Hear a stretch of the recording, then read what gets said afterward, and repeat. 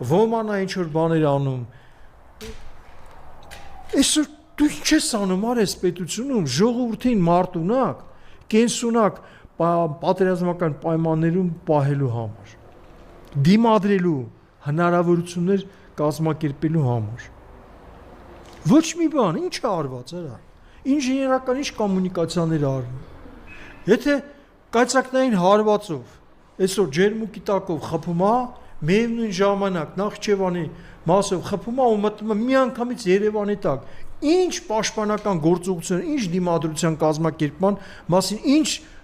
գործողությունների մասին դու այսօր ժողովրդին նախապատրաստել ես, որ բնակչությունը, ասենք թե Արաբկիր համայնքի բնակչությունը իմանա, որտեղից կարա զենք ստանա,